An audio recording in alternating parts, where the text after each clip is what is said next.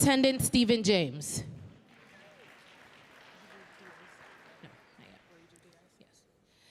Please welcome DA Melinda Katz, Alvin Braggs, Eric Gonzalez, and Darcel Clark.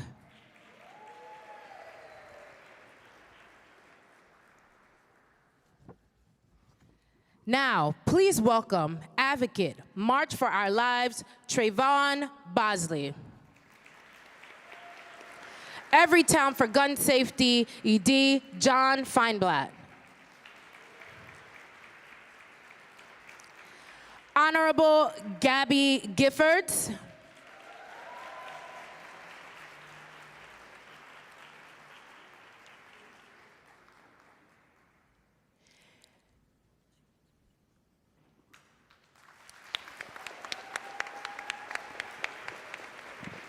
You're going to walk out straight to the stage.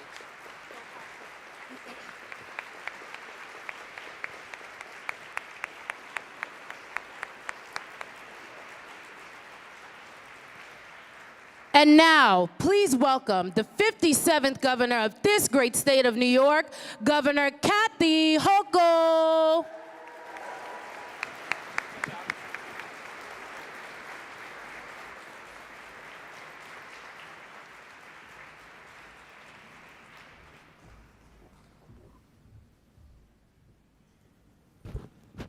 Today, we reaffirm our commitment to a safer New York, a continuation of our nonstop efforts to ensure we live in a place where people can be free from gun violence.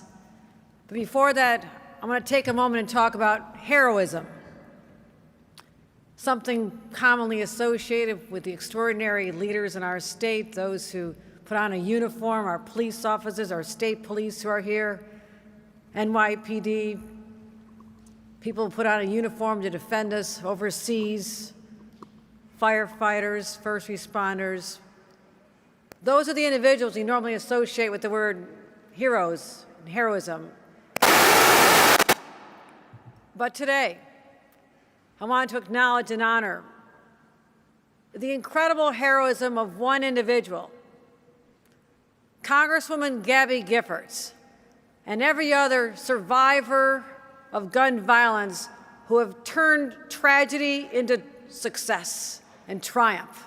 I want to applaud all of them, all of our advocates who are here today. Gabby Giffords is a survivor who used her experience as a member of Congress, her platform, and her voice to support common sense gun safety legislation all over America, including our efforts here today. And when I look out in the crowd, I see so many other faces, so many colleagues and friends who've been on this journey with us. All the incredible organizations represented who put us to work and hold us accountable. They're the change makers and the lifesavers. New Yorkers Against Gun Violence, led by Rebecca Fisher. Let's give them a round of applause. Where are my moms who demand action? Students who demand action. Individuals like Linda Beagle-Schulman, who has joined us here today. What an incredible champion she is as well. Brady United, Everytown for Gun Safety, and so many others that are part of the grassroots effort at the community level. I just want to say this. You inspire me every single day. And there are others I want to acknowledge here today. We are joined by our Attorney General, Tish James, who's fearless in her fight to take on the perpetrators of gun violence and the manufacturers. Thank you. Thank you for your leadership. Representative Jerry Nadler, another champion for legislation in our nation's capital. To all my colleagues in the Assembly and Senate, led by Leader Andrea Stewart-Cousins and Speaker Carl Heastie, who have been recognized here today, please stand up because you are the ones who help make this happen every single day. Thank you. Our leaders in the legislature, thank you. and some of the advocates you'll be hearing from momentarily. John Feinblatt, Every Town for Gun Safety, and Trayvon Bosley, March for Our Lives. I want them to be welcome when they come up on the stage in a few moments. And of course, Gabby Giffords, who I'll be proud to introduce. But here are some chilling statistics. A child in America is more likely to be killed by a gun than to die from a disease or malnutrition. Americans are more likely to die from a bullet than in a car accident. And also, we know this so well. Every person whose own life is cut short by one of these weapons of violence, a gun, there's an entire community that's left to pick up the pieces and live with the searing pain and the loss. The community of their family, the immediate family, children, parents, siblings. Too many families that are left with that empty seat at the table. The remembrances they have are perhaps checking their cell phone for a picture of someone with that smile that they loved. It's hard. The inexplicable loss is sometimes just too hard to bear. Survivors, whether they've been wounded themselves or wounded in their hearts from the loss of a family member, they carry deep emotional scars and sometimes physical wounds that can follow them for the rest of their lives. It's a real deep trauma that's inflicted on families and communities, whether it's from the day-to-day random shootings on the street or gun violence or the mass casualty events that have become so frequent in this country. My fear is that Americans are becoming desensitized to the shock and horror. Can that be the case here in this country? I feel it's what's happening, and we have to fight that as well. Already this year, we're not even close to being done. We still have Halloween, Thanksgiving, Hanukkah, Christmas. We have other events to follow. There's still 83 days left of this year, and we've had 400 mass shootings already. Last spring, I went to a Remembrance family event in Buffalo. You know what happened. It was a beautiful sunny day. 12 beautiful people shopping at a grocery store 10 minutes from my home, the top supermarket, were slaughtered for leaving their homes, going to a grocery store,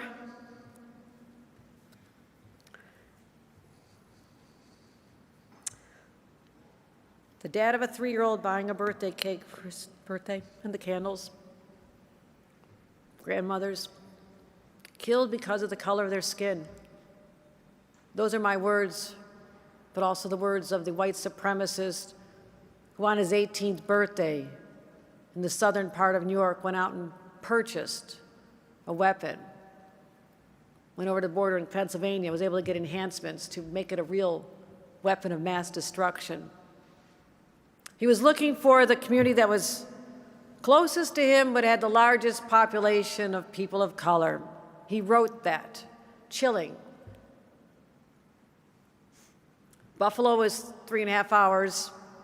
The Bronx would have been 3 hours and 15 minutes. I'm sorry, Buffalo was 3 hours. The Bronx was 3 hours and 15 minutes. He chose to go to Buffalo because a little bit of a shorter drive for him to go. When I went to that remembrance, I went back into the aisles of the grocery store. Otherwise, it would have been a food desert. You know, there was talk about tearing it down. We couldn't tear it down. How were people going to eat it? There weren't a lot of grocery stores in this part of our city. I walked down one of the aisles, and there was a family sobbing, standing at the place their loved one was gunned down. And of course, I went over and gave him a hug. Beautiful family. And one woman said, I miss my mom. I want my mom here. And a little girl said, I want my grandma. And everybody's crying. There's too many tears being shed, my friends. Just waking up with that pain every single day. is an act of endurance and strength. And those who can take that pain and that anger and use it as a fuel to make the world safer and to fight gun violence requires a force of will, and it's a selfless act of love. And I saw that same selflessness and courage when Congresswoman Gabby Giffords stepped onto the floor of the House of Representatives literally months after she had been shot. I was a new member of Congress, Gabby.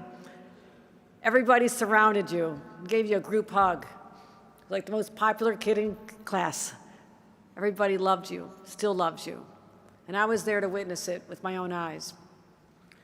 The bullet that struck Gabby that day in Tucson may have injured her body, but my God, it gave her strength, not just to continue her dedication and love of the people of Arizona, but also she transported that to a love of our country and a desire to save lives wherever she could. She used that travesty and turned it into triumph. Gabby Giffords.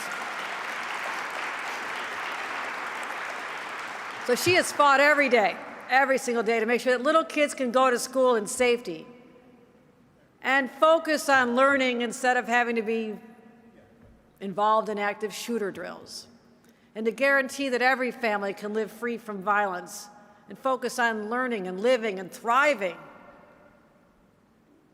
That's what the Constitution guarantees us, doesn't it? Life, liberty, and the pursuit of happiness, rather than worrying about whether your loved ones are going to make it home at the end of a school day or a day at the office. Gabby, know that even from a distance, your name is synonymous with strength, courage, and a desire to change. And we don't have to accept as a given that there'll be another 400 days with mass shootings, because we can stop that. You never quit, and we're never going to quit. We're not going to give up, and we're going to continue this march in your name. And 3 years ago, working with our leaders in the legislature, we enacted the strongest laws in the nation on the creative but deadly ghost guns, something the Supreme Court is taking up as we speak.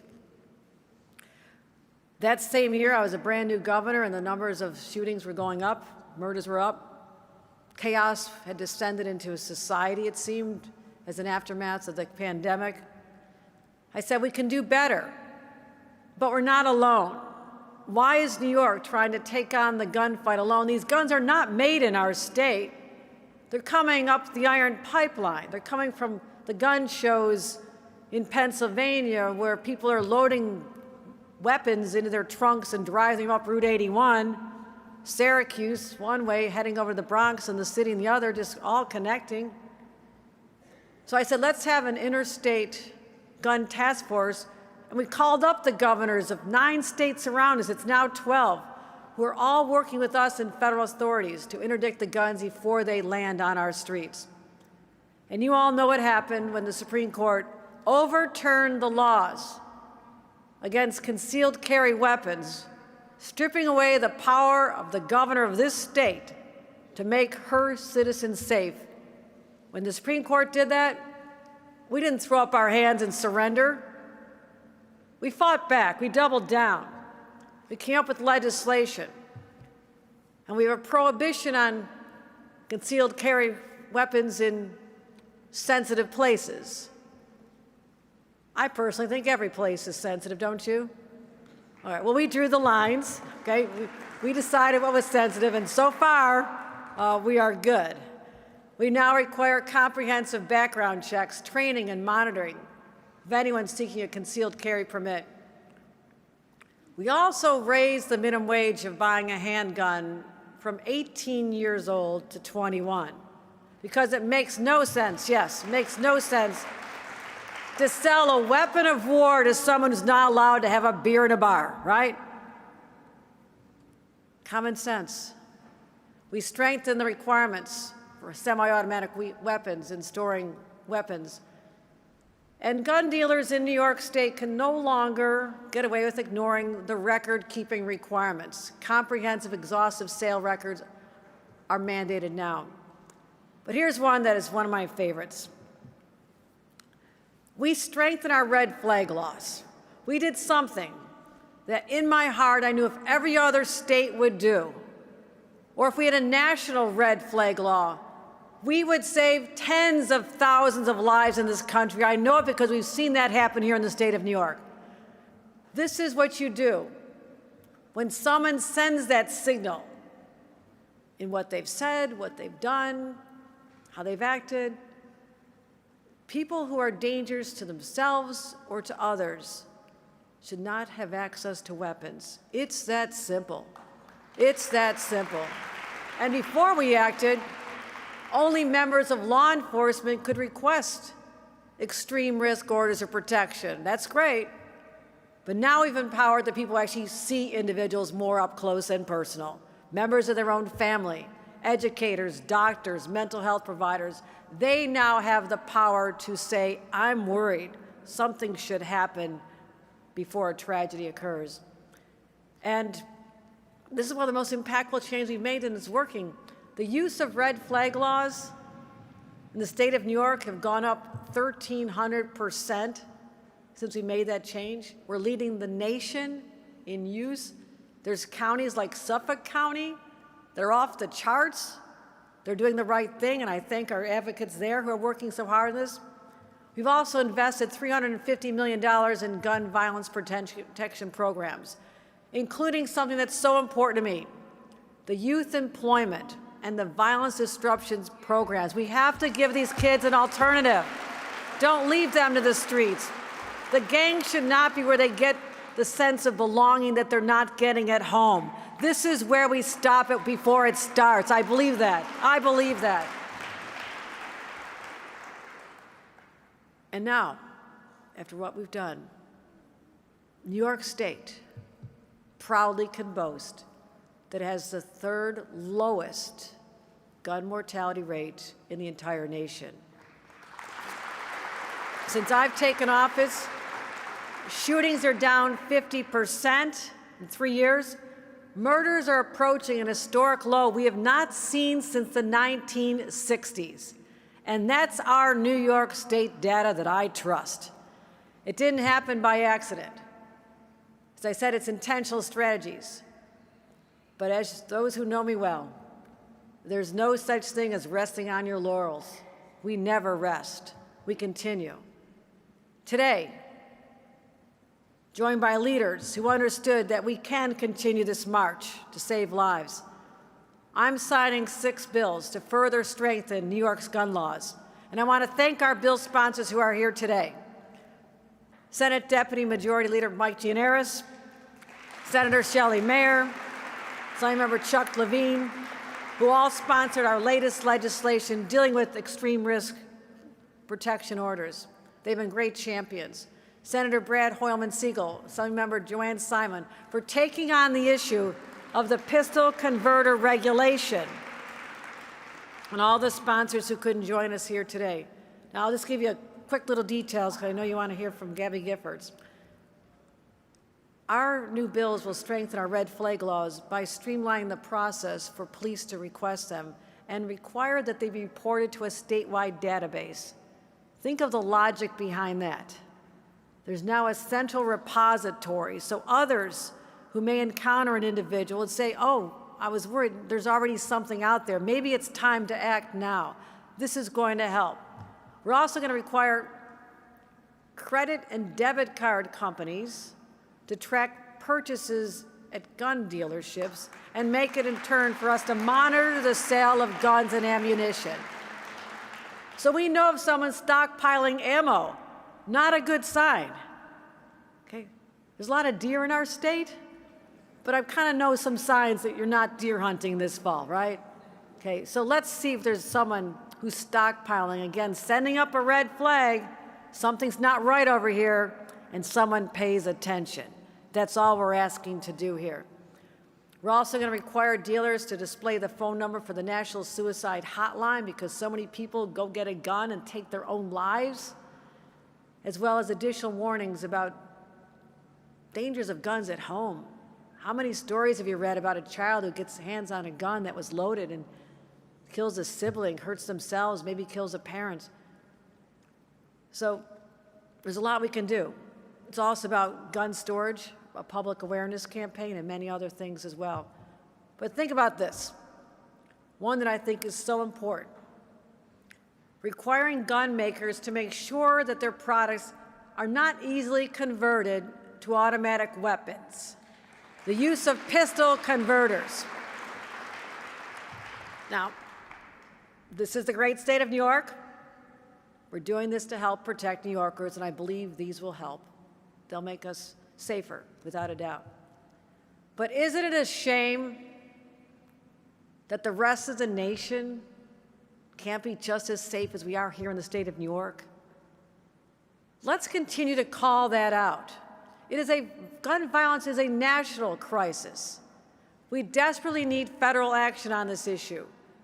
And that's why I'm calling for a new national assault weapons ban, because the last one never should have expired. And background checks should be universal. We talked about this after the slaughter of children at Sandy Hook, and they couldn't get it done.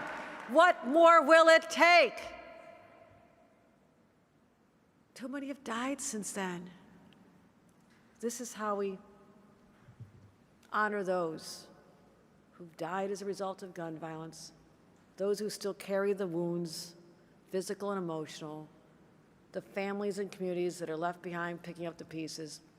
This is how we continue the march forward to build a society that once and for all is free from gun violence. People who are here didn't ask to be part of this. They've all been touched.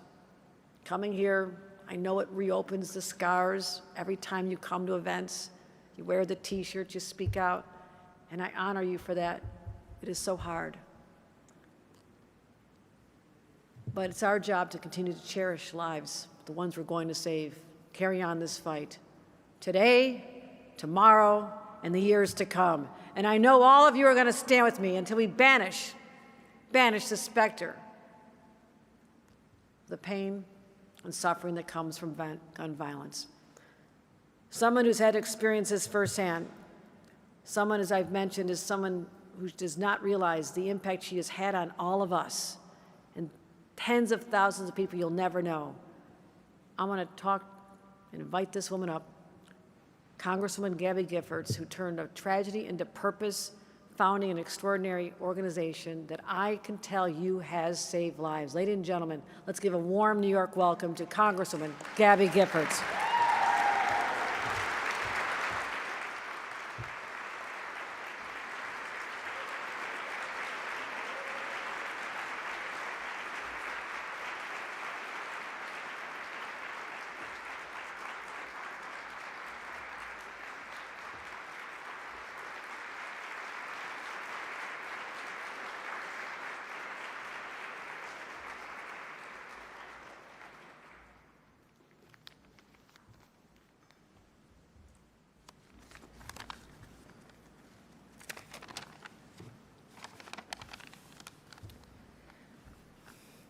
I know in the darkest of days, days of pain and uncertain recovery, but confronted by despair, I've summoned hope.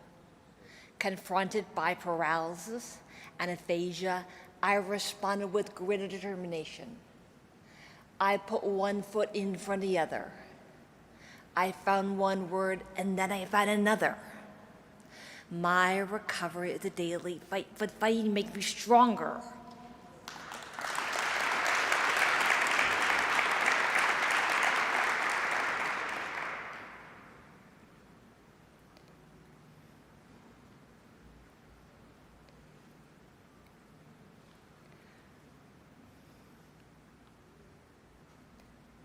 I've known the dark. No.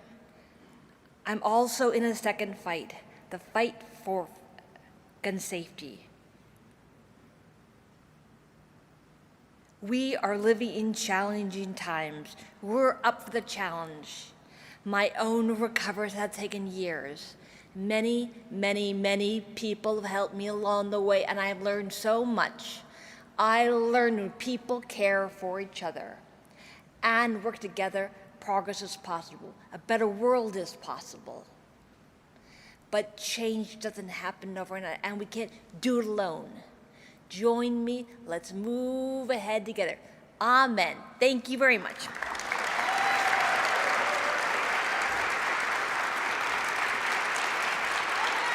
Thank you.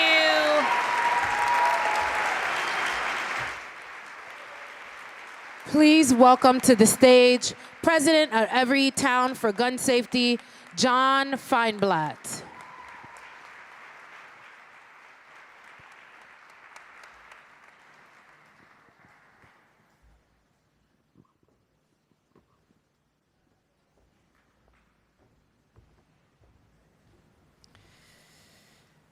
Gabby, thank you so much.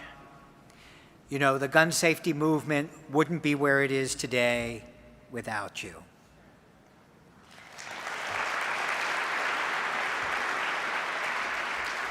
And thank you, Governor, for your leadership.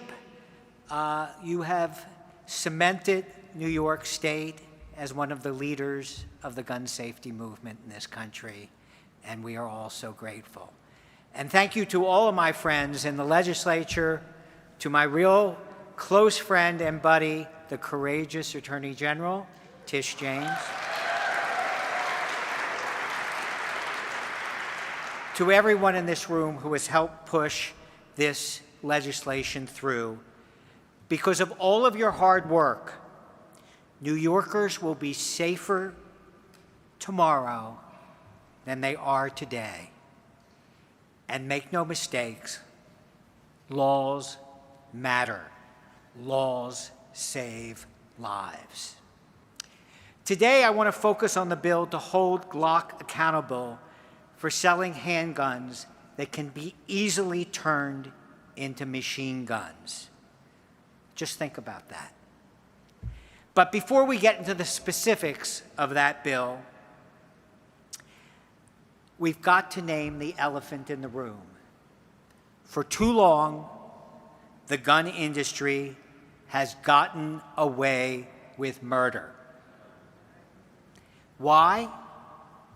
Because the gun industry enjoys legal protection that other industries in this country can only dream about. And that gives them license to treat American lives like collateral damage.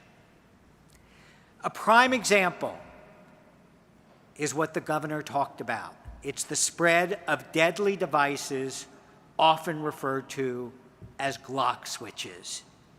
And here's what makes them so deadly. These devices can be bought or they can be made by anybody. They can easily be attached to the back of a Glock. They cost as little as $25, and they turn, as I said, a pistol into a machine gun. Make no mistake, for more than 30 years, Glock has known about this. What have they done? Nothing. Nothing at all to fix it. But thanks to this first-in-the-nation bill, change is finally upon us. Now, Glock switch victims will have their day in court, and Glock will have to answer for putting profits above safety.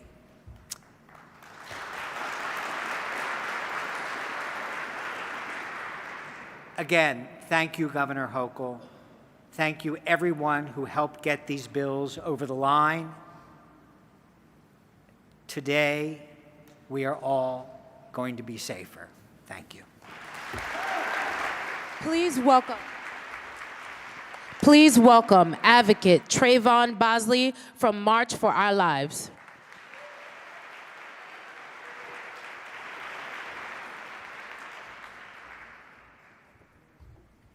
Hey everybody, I always have to start off with a chant when I actually speak, so I need everybody to repeat after me. Say, we will. We will. Save lives. No. Say it like y'all actually believe it. Say, we will, save lives. One more time to make sure everybody hears you and you actually feel it. Say, we will, save lives. Thank you. Hello, everybody. My name is Trevon Bosley. I'm from the south side of Chicago, and I speak to you today as board co-chair for March for Our Lives, a community organizer for Community Justice Action Fund, a Giffords Courage Fellow alumni, and a co-founder of a youth violence prevention group on the south side of Chicago called the Brave Youth Leaders. But more important than any of those titles, I'm here today as a gun violence survivor.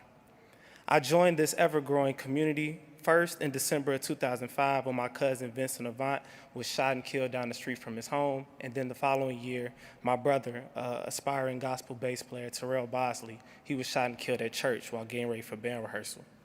And what people don't understand about being a survivor is that your feeling of safety and comfortability is forever changed.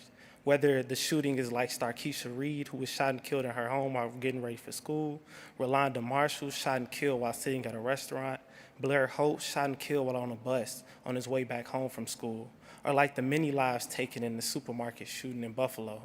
These families and communities have been permanently changed by gun violence, and the longing for once, well, what life was, will never come back. While still much more is needed to be done for survivors, today Governor Hochul is taking the real steps to ensure our communities are actually safe, unlike the rhetoric heard far too often to flood our communities with more guns. There are people who could care less about our families, our stories, and the lives that have been ravaged by switches and assault weapons. There are people who only care about the fun they have at the range and not the funerals we have to attend on the weekly. There are people who only care about pictures and postcards they take with their weapons and not that pictures of our loved ones are all that we have left. There are people who only care about the switches they sell and not the theft of life that will occur in our communities. Let me repeat that. There are people across this country today who don't care about the switches they sell and not about the theft of life that will occur in our communities. We are out here today so the country understands we will not sit by and allow violence to continue to wreak havoc in our communities. Let me share with you a grim statistic that many do share, but sometimes an important detail is missing. Gun violence has been the leading cause of death for Black children since 2006. Gun violence became the leading cause of death for all children since 2020. The blood of children floods our streets across the country, and this has been the case for far too long. Gun violence in our parks, schools, supermarkets, and communities is not a fact of life like some politicians will want you to believe. Gun violence is a sickness that has plagued our country far before COVID, and now we have finally made strides at getting rid of this disease. That change has started with putting young people at the forefront of this movement. Movements change when we have young people who have a seat at the table, not as talking heads or political strategies, but as leaders in the movement where their unique plans and ideas are actually implemented. From the civil rights movement to the Vietnam protests, movements move forward when young people are pushing them.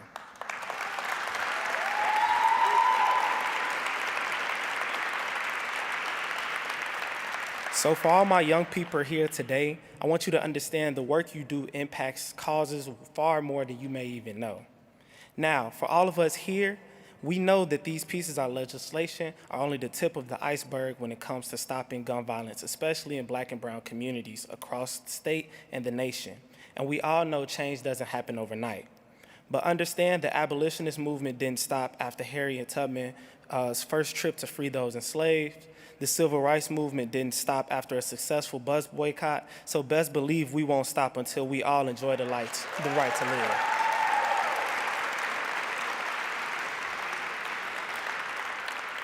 Now, to everybody across the country, understand this movement needs your help, and I warn you to not ignore this call to action. The decisions you choose to make determine whether you want to live to see your children's graduation or their obituaries. Now, I need everybody to repeat after me. Say, we will, save lives. We will, save lives. Thank you. Thank you. Please be seated for photos. We want to acknowledge again our bill sponsors, Senate Deputy Majority Leader Michael Gianaris, Senator Shelley Mayer, Assemblymember Chuck Levine, Senator Brad Hoylman Siegel, and Assemblymember Joanne Simon for being advocates on this issue. And again, thank you to Attorney General Letitia James.